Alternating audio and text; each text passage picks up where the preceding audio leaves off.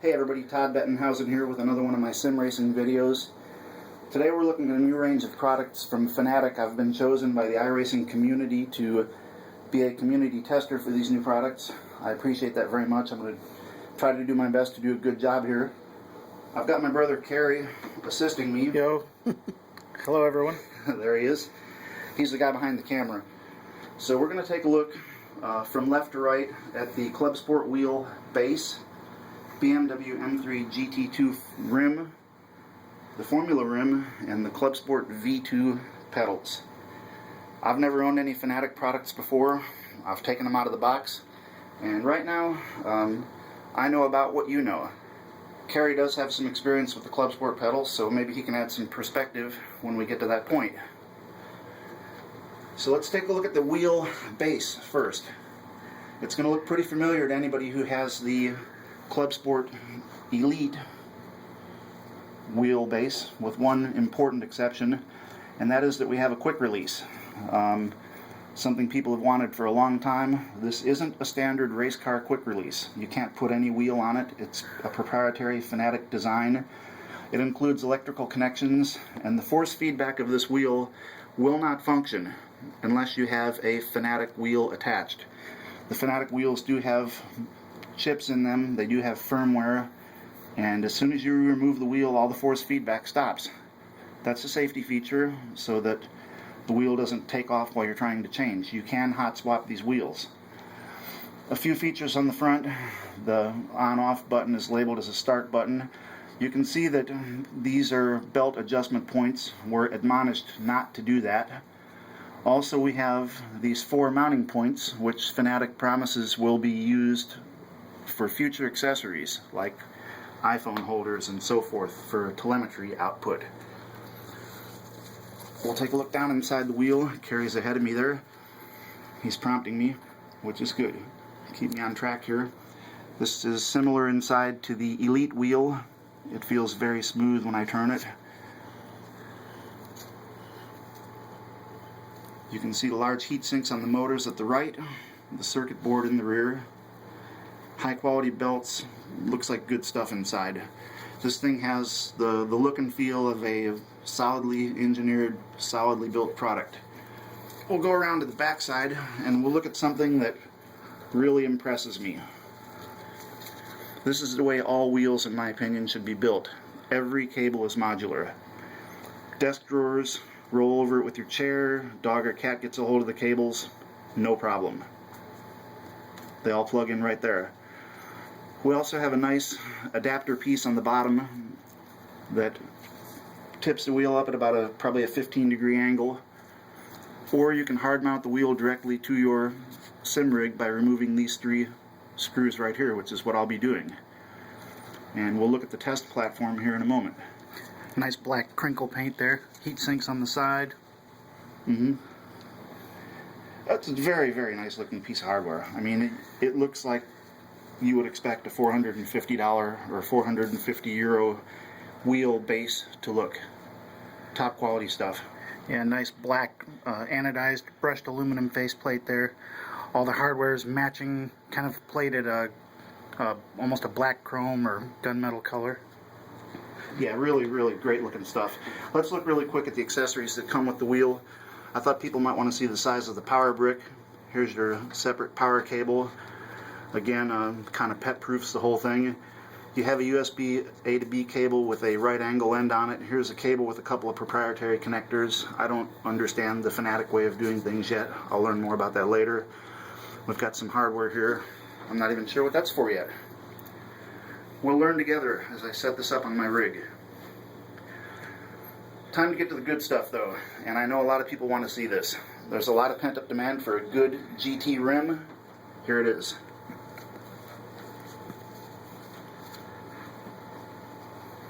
This is modeled after the BMW M3 GT2 car, and Fanatec says that it's the same materials, the same dimensions. It feels just like it came right out of a race car. It's heavy. In fact, it's so heavy that I hope it's not detrimental to the performance. But we'll see when we compare it to the Formula rim. The controls are very nice, and the reason I'm wearing gloves is to show you that I can manipulate them with gloves on. This, particularly under the right thumb, is an awesome little invention. It's a D-pad with a rotary encoder. Push in to select. Over here we have an analog joystick and a complement of buttons, and of course the tuning menu and rev lights. And we have some software that's been developed that will allow this to do more than just tuning menu functions, but that'll be for our actual testing later. Carrie, do you have a comment, Dad? The rim material, maybe? It's entirely covered in Alcantara. Top quality stuff. I know you want to see the paddle shifters, and here they are. Very nice. A little further reach than most sim gear. In fact, this whole thing doesn't even feel like sim gear. We're going to walk over here in just a second and I'll show you exactly what I mean. But you can see that the Fanatec has developed some tooling to make some very custom parts. That housing on the back, beautiful stuff. Here's your quick release. You pull the red collar back. That pin is just there for shipping. Each one of these is serialized, and this has all the feel of a top-notch product. So follow me over here, Carrie, if you will, to my sim rig. And we're just going to compare this to the size of a Driving Force GT. Wow. I'm afraid it's going to feel like I'm driving a school bus. It'll take some getting used to, but I'm sure, you know, somebody has to do it. It's going to be tough, but we'll talk about how it feels in due course. There you go, compared to a Driving Force GT.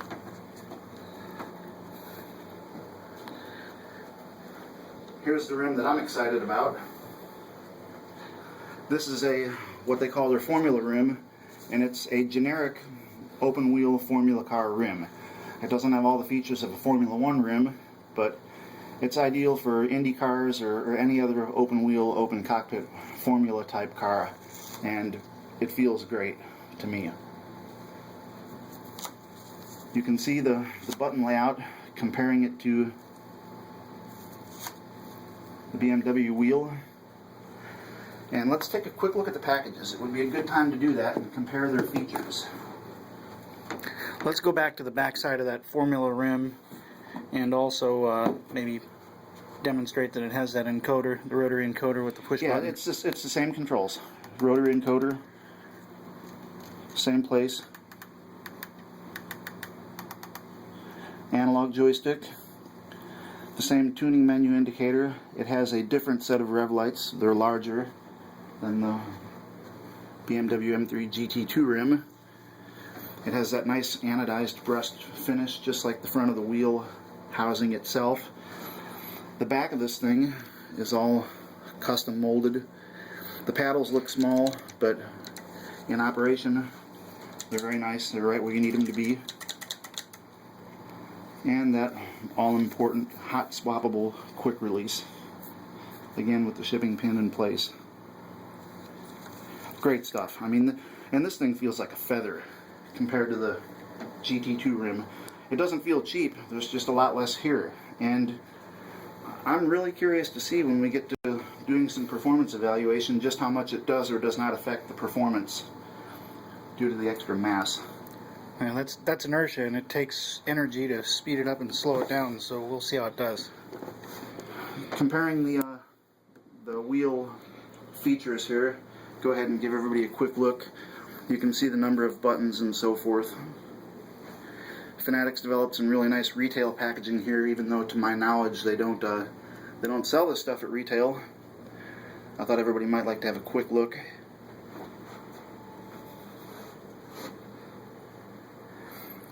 I also think they've done something really clever with the packaging. I opened this and I said, fireworks? What in the heck are they talking about?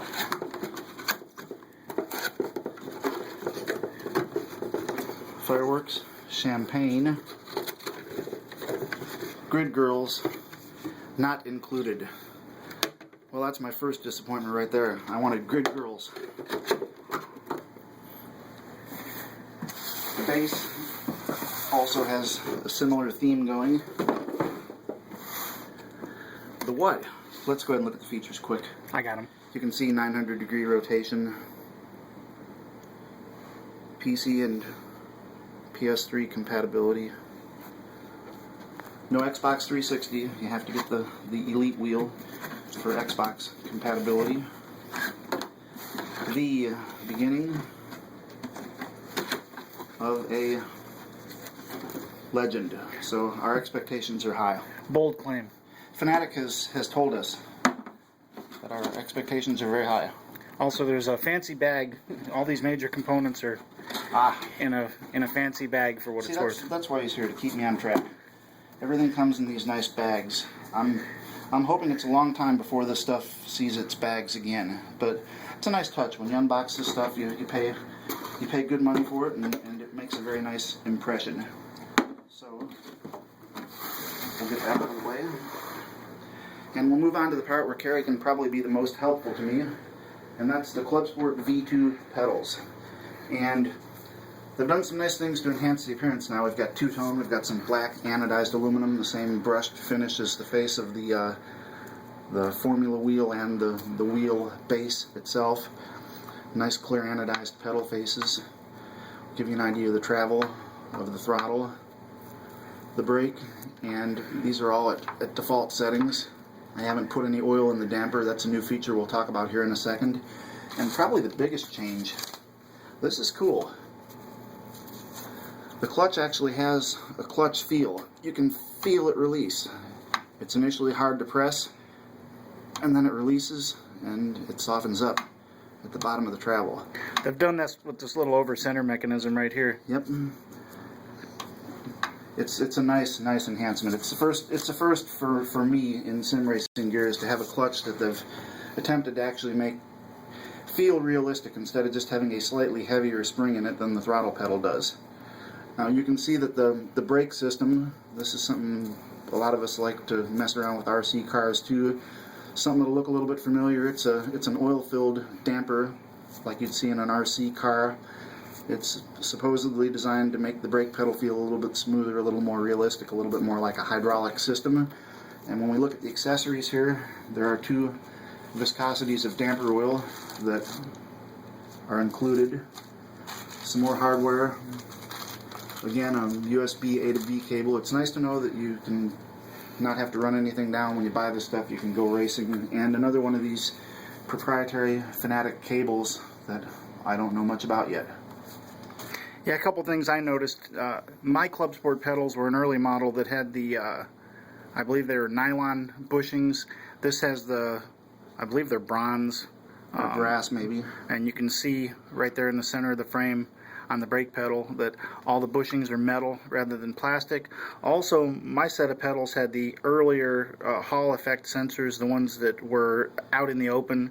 These look like they are inside an enclosure, which I'm sure helps the reliability. Every once in a while, you do have to maintain these pedals a little more than some others, and keeping that area clean when it was exposed was a bit of a problem, especially in my place where I have 3 big dogs and there's dog hair everywhere. No matter how hard I try to keep it clean, it seemed to end up in all this stuff.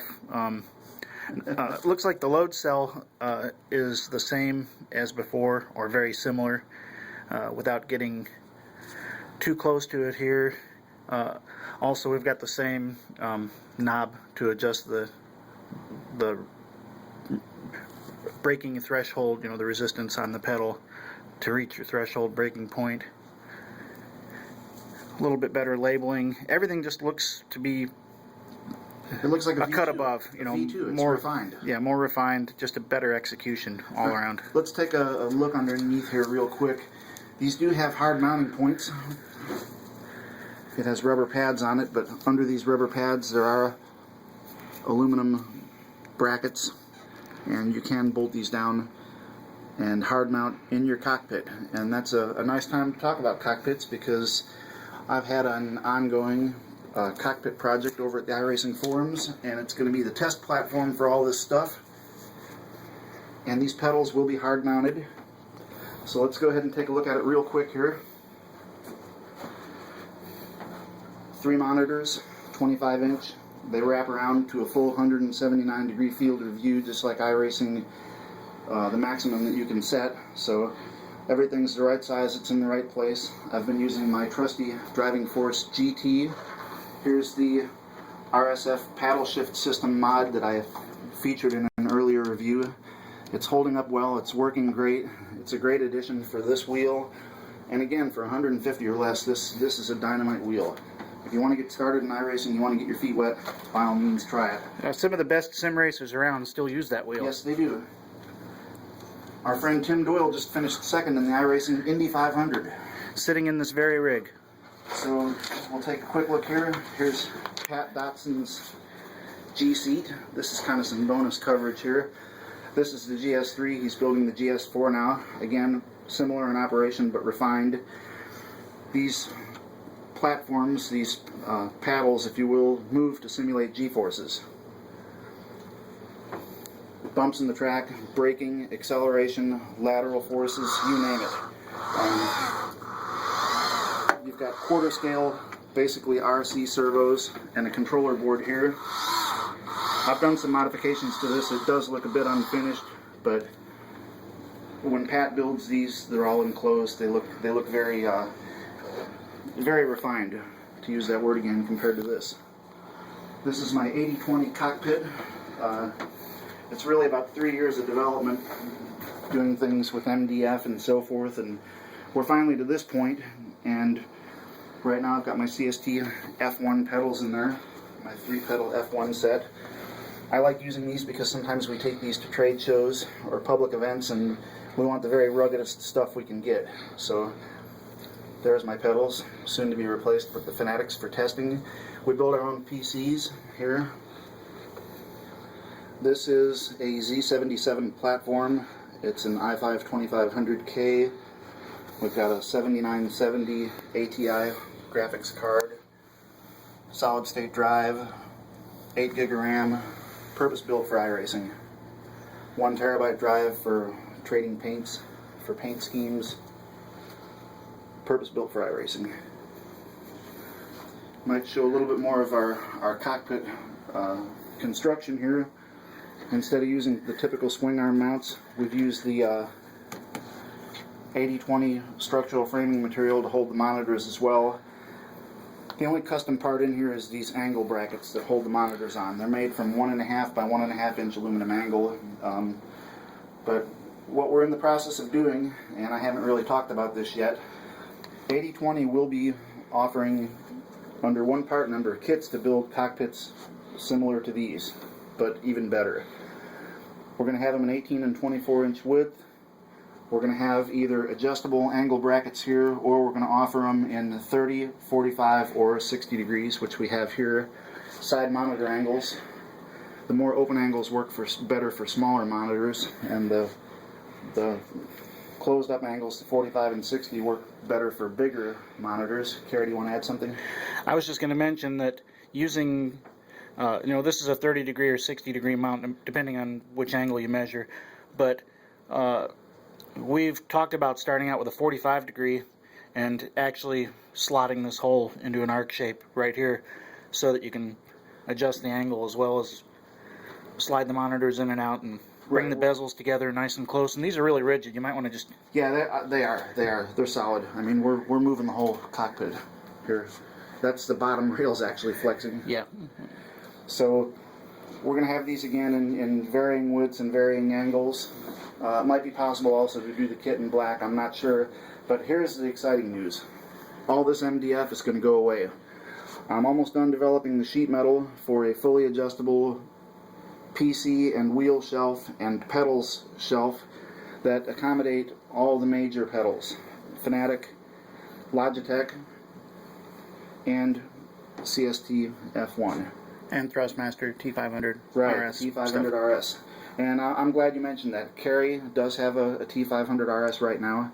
I have one also, or have had one in the past. I sold it recently to fund the equipment here that I'm testing. So we'll be able to do some comparative analysis there, and I'm glad that we have that on hand, because I know that's something that a lot of people will be interested in again. So let's wrap up here real quick. One more quick look at everything. Carrie, can you think of anything that we've left out? Anything else we might want to touch upon? Do you want to plug one of those wheels on that base? Just demonstrate the quick release? You know, actually I tried to do that, and it's a very firm, solid connection, and I don't think that I'm going to be able to do it unless I actually attach the wheel to the table first. And I guess that's good news, because some people have expressed concern, and I plugged it on partway, and there doesn't seem to be any potential for slop or play at all. So when we do the performance testing, we'll get to that right away, and I'm going to get a few of my friends over here, and we're going to tug on it, and we're going to pull on it, and we're going to play hard and see how it goes. So I know with my T500, I held my breath a couple times in public events when people would get in and out of my rig and use the wheel as basically leverage to get in and out, and you know, there's been some vulnerability to where the center of the T500 wheel attaches to the steering shaft. There are 4 rather small screws, and I had a small issue with my wheel. I was able to correct it on my own, but looking at this stuff, I certainly wouldn't worry about anyone tugging and pulling on these wheel rims. This stuff's really robust. okay, I think that's about it for this this first installment. It was supposed to be a quick look. I guess it was probably a little bit more than a quick look, but I'm looking forward to releasing it as soon as the embargo is lifted. We're still in the testing period here. We've got a couple weeks to go, and I'm going to hit it hard. We're going to do some qualitative analysis. We're going to use some tools that have been developed to measure the performance of the wheel qualitatively. We're also going to use some tools to allow us to set the optimum force feedback level for different cars, if my driving is precise enough, and if not, I'll get some hot shots over here. We've got some good friends here in the Indianapolis area who are really good road racers, and I think that's where that's going to be important. And we're gonna use it hard, and we're going to be really objective about the good and the bad, and hopefully there's no ugly. Looking at the stuff, I certainly don't expect it. So that's all for now. Thanks for watching, and we're going to get after it.